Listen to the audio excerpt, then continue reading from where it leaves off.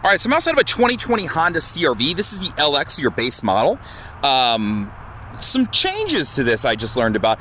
It's a 1.5 liter turbo now. So it used to be a 2.4 liter, just natural aspirated gas engine. Now it's gonna be a 4-cylinder turbo, where this used to be, the base model wasn't, and you moved up a model to gain that. So it's just something to be aware of if you're looking at the 2020, different from 2019, 18, 17, 16, 15, and so forth. Ways to tell that it is a base model. First, your wheels. It's a standard wheel setup, so it's not an alloy with a wheel cover, so that's kind of nice. But this is a dead giveaway right here. Anytime you see black door handles and black mirrors, that's going to indicate that you're looking at a base model on a Honda. So quick giveaway if you're looking at them and you're just out on a lot, but they're closed or whatever it may be. That's how you can tell. The car does not have fog lights. If you want those fog lights, you got to climb one model up to the EX. Your grille setup is always going to look the same. You've got LED daytime running lights and then halogen beam setups as far as the car goes. 190 horsepower is under the hood, 1.5 liter turbo, so you can get that in all the levels of the car now, which is kind of cool. Doesn't means you're not climbing up to models and getting more performance out of the car. It's just really what amenities you want in the car. This is a modern steel gray version with a black interior. You notice none of the windows are tinted. Typically, we are here in Texas, we'll tint them at the dealership, but they don't come tinted. So just something to be aware of if it's something you're going to want. So moving around to the back of the car, back setup is going to look the exact same in all the models. As you can see, I've got an EX sitting over here and some different trim levels. They're all going to look very similar. So let's pop the back trunk and show you a couple things. It's not powered. If you want a powered one, you'd have to climb 2 models up. So just something to be aware of, but this is the exact same setup in all models other than the powered tailgate. First thing is your cloth interior floor mats. They come standard with the car.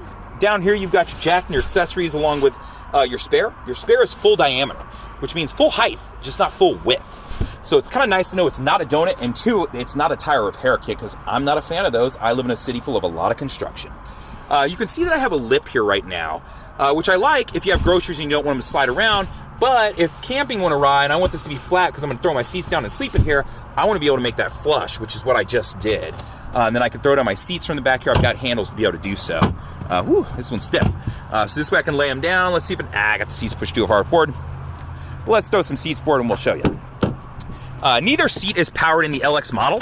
If you went up to the EX, you would have a 10-way powered seat here. So just something to be aware of. If that's something you want, you're going to want to climb a model. So when you're in the back here, all of them come with air vents in the back, so just something to be aware of. But this is what you got here. You've got a little bit of a slant going, so I wouldn't always sleep in this. I could if I was a camper and that's how I wanted to do it, but it could make do in a bad situation. But if you're thinking about loading it up with stuff, it is a nice flat surface. It is easy to work with, so I like that about this car. And while I have this here, you can see where your tethers and your anchor spots are for your car seats, along with you just have general tie downs if you want to tie something down. And you can see I have some spots back here I can tie it down too. So to drop back into that other position, you can see really what that lip's about. So now you understand that. Let me close this, but I'm going to throw these mats back in here real quick. Okay, so the first thing I'm going to do before I open this door and go through the second row a little bit more is just go here and show you a couple things. So 2020 Honda CRV LX, some changes is now it's a 1.5 liter turbo, a little bit different. You have 4 disc brakes. The McPherson strut system is the exact same. 6 airbags in the car, so 2 front, 2 side, 2 back. A lot of the safety features are going to be the exact same. You have Honda sensing standard in the car, which is kind of nice. It's not like you have to climb a model to get that. And then the 17-inch alloy setup as far as your wheels go. 60-40 split you just saw on the back. MSRP, this is before your destination, so before they drop it off to the dealership, which is what they're charging there. So this is what your MSRP starting number should be anytime you're looking at this car. If you're seeing a number that's $1,000 less at a website, that means they're leaving out a number they're not telling you about. Car gets 28 in the city and 34 on the highway, so combined you're looking at 30 right here. So great car as far as gas mileage goes. Last time I checked, it competes very well against all the other cars that live in this market. It's a 5-star overall crash rating, so you can see your crash rating set up right here. So you got a couple 4s, but the rest are 5s. So just something to be aware of. If you're curious, this car was put together in Canada. For my Canadian friends, not all my LXs and EXs are going to be the same, so hopefully you don't judge me too hard on that. I'm going to go over what I got here, but know that your trim levels are going to be a little bit different from mine. So the first thing I want to show you is it's a regular keyed start. So if you're looking for keyless entry, you're going to want to climb up to that EX also, along with remote start. This car doesn't have remote start, so it's just a standard key setup. So if you're just looking for a basic car whether it be for you, for your kiddo, for whoever it may be, then maybe this is the car that you want. So I'm gonna hop in and crank her up and show you a couple things. All right, so as far as on my door over here, I've got my standard stuff. So, you know, window controls, door locks. I don't think I need to explain how a mirror control works. But over here, I do have a few buttons that are kind of interesting that you want to know about. These two are related to Honda sensing. So this one, if you press, you'll see an LED come on, road departure mitigation. So what that is in the event that I go start to drive off the side of the road, like the shoulder of the road, it's gonna give me an audible alert and it'll shake the wheel if this is on. So I can turn this on and off whenever I want. And when you do that, you'll see over here. Over here is my forward collision warning and braking system. So collision mitigation braking. So hard to get those words out from me. This is always on and running unless I press and hold to turn this off. To turn it off, I have to press and hold. And now it's off. So you're not gonna bump this accidentally and turn it off. And it has that indicator you'll see right down there if it's on or off. What this is in the event that I'm gonna rear in another car, first it'll give me an audible alert, it'll flash on the dash. Neither one of those convinces me to press the brake. It'll then apply the brakes. So that's, keep this open so you can see, that's what this is. Honda Sensing. I've got a couple more Honda Sensing features up here I'll go over in a minute. Vehicle Stability Assist works with your traction control. So in the event that you go into a skid, it'll help transfer power to whichever wheel's getting better traction, help correct for that skid. So over here, you've got on-off headlights, which I do like, even being a base model, but just a classic setup over here, and then a classic setup over here. Pull down to do your front windshield wipers. Use the trigger back here, excuse me, the end of the blinker stalk, or I guess it's not blinker stalk, the end of the stalk to control your back windshield wipers. Now, on the left side of the steering wheel, you have your Bluetooth controls right here. So to answer a call, to hang up a call, and use voice command as far as, you know, accessing some of the Bluetooth options. Your volume controls are right here, and then some of your menu controls are here. So this menu button you can press right here, and it'll toggle through some things. So whether I want, you know, my tripometer information, you know, whether I want to jump over to just average speed, elapsed time, things of that nature, alertness monitor, you know, my vehicle's oil life. So when you get down to 15%, it'll give you an audible alert and it'll give you a visual alert to let you know. It'll throw a code at you that you can Google or that you can look up in your manual, and it'll tell you exactly what they're going to recommend when you get into the dealership. Your settings are right here if you want to get through here and play with some different things. Vehicle settings. So this is where you're going to get to things like your door lock controls and stuff of that nature. It's a little bit different from my other models where you do it on a touchscreen. And this one you're going to have to scroll down, which I'm scrolling using the pad here. And then I can select enter. And then I can go into my door lock. So this is where if you wanted to change your door lock settings, right now it's set up when I hit 10 miles an hour, it'll automatically lock the doors. I could change that to shift to park or turn it off. So I'm going to back out of that, back button. And then go down to the, let me go to exit here. And then I can go down to the next one, door unlock modes. The car's set up right now. When I open my driver's side door, it'll then unlock the remaining doors of the car. If I want to change that, select that, and to select them, you press enter. So just so you know what I'm doing here. So there's different features here you can play with if you want. So just so you know, and then if I go to the exit again, I can back out of that and look at my other options if I want. So I'm going to completely exit out of all this. So just so you know, if you want to mess with your door lock settings, that's where you're going to do so. Okay, so that's the left side of the steering wheel. The right side of the steering wheel has two features on it. These are related to Honda Sensing. So the first, I want to make sure the main button's on. When I press that, you're going to see ACC and LKS. So you can see them flashing at me. ACC stands for Adaptive Cruise Control. LKAS stands for Lane Keep Assist. Lane Keep Assist is this button right here. If I press this, you're going to see some dotted lines appear right up there. So you see those dotted lines flashing at me? Those are going to fill in solid whenever I'm going over 45 miles an hour. What it's doing is it's using a camera up in this box and the radar, or excuse me, for this one it's just using the camera to detect the lines on the road. So let's see these white lines out here. So it'll pick them up and start actively reading them. When it does, these are going to fill in solid. So right now you can see that they're hollowed out. Once they're filled in solid, what it's doing is if I start to drift to the left or the right, it's going to keep me centered, so it'll correct for me. If I use my blinker to get over, obviously it's going to recognize that and it's going to let me get over. But if not, you're going to feel a little bit of pull. It feels like the car's pulling to the left or right if you've ever been in an older car that does that. So it's just designed to keep you out of trouble and prevent you from drifting in case you got distracted by your kids, your coffee, your phone, whatever it may be. So that's Lane Keep Assist. Now the next one is going to be, so Lane Keep Assist. Sorry, that's the main button that you'll use. Now above here is your cruise control settings. So if I want classic cruise control, I can press and hold. You'll see cruise mode selected. So now it's just selecting classic cruise, meaning you hit set to set your speed, you hit cancel, resume, and you'll notice the plus symbol and the minus symbol if I want to increase or decrease the speed. Now, if I want to use the adaptive cruise control, what that is I get up to my speed, I press set. Where it says ACC off right now, it'll show my speed because I'm not moving. And then I can set the distance it'll keep between me and the car in front of me using this button. Now, what I mean by that is if I'm going 65 and a car gets in front of me, it's going to use this camera and radar down in the grille to detect that car. So it's going to slow down, keep the designated spacing that I picked using that button. So more boxes means more space. And it's going to just keep that spacing. When I get out from behind them and it'll take me back up to the speed I picked. So it'll take me back up to 65, let's say, instead of the 55 I was stuck behind the guy driving in the fast lane going slow.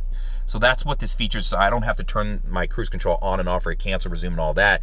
It'll do all the work for me on a long road trip. All I got to do is just sit there and drive. So these two features are part of Honda Sensing. These two features are part of Honda Sensing. So differences in this model versus the next model up. The first one is right here. This is the primary reason that I see people jump up to the next model is they don't want this classic setup with the smaller screen. Most people want to jump up to that touch screen that has Apple CarPlay and Android Auto in it. They want access to more things and availability. So you're not going to have access to be able to plug your phone into the USB and pull up like your phone's navigation on the screen in this model. You're going to want to go up to the X. But if you just want a basic car, and I'm using basic loosely here, it's got a lot of great features, but if you're just like, hey, I don't need all the bells and whistles, I just need a car that gets me around, that can load up stuff and people and move them and be safe, this is a great car. So your radio setup, easy to understand, or if that's what you want, a classic setup, this is the way to go. Media-wise, if I want to plug into the USB, I can. If I want Pandora compatibility via Bluetooth or plugged in, I've got that option available to me. So I can connect my phone up to Bluetooth and listen to whatever I want on the car, or I can, go in here and be charging and listening to music that way too. My phone, as far as accessing that, to connect a new phone, just scroll down to the yes and hit enter. And then it'll start searching, so make sure your Bluetooth is on. So not hard to do as far as that goes. So I'm going to back out of that. Your equalizer is right here, so you can get here and play with all the different settings if you want. And then my menu and clock and stuff is in here, so if you want to go to this stuff, you absolutely can. Settings right here is where you're going to start messing with like your Bluetooth setup. If I wanted to add a new device, so add a secondary phone like my wife's, my brother, my sister, my kids, whoever it may be, this is where you would go to do so. Same thing. So I'm back to that same screen. Just make sure your Bluetooth is on. So easy to understand, very simple setup, but sometimes that's really nice for what people want. If I want to turn everything off right there, I just turn my audio off right there, dim the screen right here. So just so you know how it works. As far as below that is going to be my AC controls. So you can see that I have a digital display here. So when I have it on, you'll see it's showing there. But, how much air, hot or cold, and where you want it to go. Park and brake's electronic. To use it, just put your foot on the brake, lift up on the trigger. Now it is set, and it'll give me that indication right down here in the corner. So to release, put your foot on the brake, press down on the trigger. So just like a handbrake, pull up to set, down to release. Brake hold is set up to where if I'm in stop and go traffic, what it will do is it'll hold the brake while the car's in drive. Why would I use that feature? Well, let's say I'm in stop and go traffic and I keep moving 5 feet, and then, so car's in drive, press the brake hold button, lets me know that it is currently turned on and is actually actively holding for me. So I can release my foot from the brake down there while the car's in drive, we're not moving. I move my 4 feet forward because traffic sucks. Come to another complete stop, and then you'll notice, see the brake hold click back on. That's letting you know it's on. I can release my foot and just sit here and wait to move the next 4 feet. Let's say I'm in a drive-through line, because this is where it probably gets a little bit tricky. I'm in a drive-through line. I'm going to pull up because, I'm almost to the window and I want my Chick-fil-A. I get up to the window. What's the first thing you do? If you don't put it in park, you probably go, let me roll down my window. Oh man, I'm too far away. I can't reach the ATM or that person. Seatbelt comes off. Immediately, if the seatbelt comes off, boom, turns the parking brake on, throws the parking brake on while the car's in drive, so I don't accidentally release this and roll into the car in front of me or that pole. So that's what it does to help protect you. It's a cool feature. It's great to use. It's just that, though. It's a convenience feature if you're in stop and go traffic. So brake hold. Over on the other side, the car does have an idle start-stop, which is new to this vehicle. So they just added it this year. So if you're looking at a 2020 or a 2019, this will not be in the models older, I should say. So that's a little bit different. Your layout here is going to be a little bit different, and then your layout here is also going to be a little bit different as far as how it opens and closes. So if you're looking at this car going, what's different from the previous year model? One, the transmission setup is different. It's now a 1.5 liter turbo. Excuse me, not transmission. The engine is different. It's still a CVT transmission. So different engine in this car, a little bit different setup here, a little bit different setup here. The idle start-stop is also an addition to the car. So some minor changes, but they do exist if you're looking at a 19 to a 20. So keep that in mind. So while I'm going through this stuff, if you want to turn this feature off, you just remember that when you get in the car and it's turned on, just press this and it'll turn it off. So I mean, I can press it and you'll see, yeah, see, idle stop is disabled. But every time you turn the car off and turn it back on, you're gonna have to press that button. So just something to keep in mind. Econ button will improve the gas mileage of the car. Whenever the Leaf is on, it's working. This has been in our car since like 2013. It'll improve gas mileage by shutting down some of the electrical systems in the front of the car. Things that would affect related to you would be the accelerator pedal as far as how fast you take off, and the AC unit as far as how much air it produces. While we move to the center stack, you can just see that your USB is presented to you a little bit differently. I don't have it buried down in here, but I do still have that 12-volt outlet down there. My center console does flip out differently, which I was just showing you. I like this setup actually better.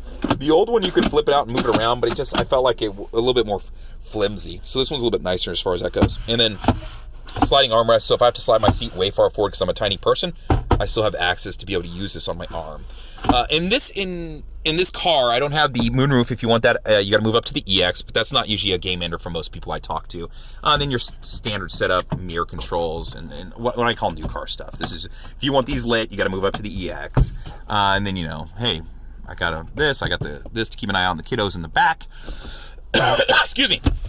All of these, your dash layout and your door sills are always going to be black to prevent glare, along with the floorboards are always going to be this charcoal gray, which looks black to prevent dirt.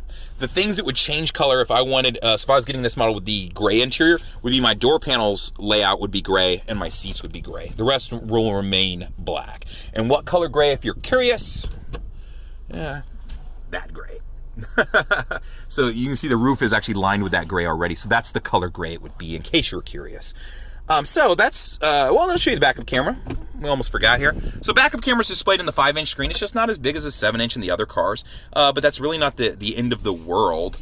Other than that, it just doesn't have the dynamic guidelines. So when I cut the wheel, it's not going to cut with me.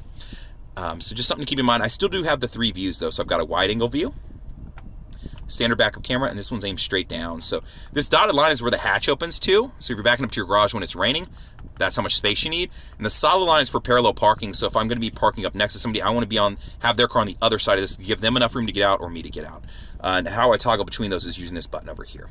So that's your backup camera as far as the car goes. Hopefully this helps. Let me know what questions you have. Do me a favor and subscribe. And at the very least, like the video. Like it and then say whatever you want. Maybe you don't like something I said, let me know. Maybe I'll change it. Maybe I'll add something. Maybe I won't. I don't know. If you have questions, feel free to comment on the YouTube video. If you want to call me or text me, you can. 737-443-9555. That's right, I'm a crazy person. I just gave out a number you can reach me at. So feel free to comment on the YouTube video. I'm usually there checking it pretty much every day that I can. If you have questions, reach out. Let me know. If there's something you need help with, let me know. I might shoot a video on it because I guarantee you somebody else will probably ask the same question. Hopefully this helps. This is Justin Fuller. Please subscribe. Please like. Other than that, enjoy.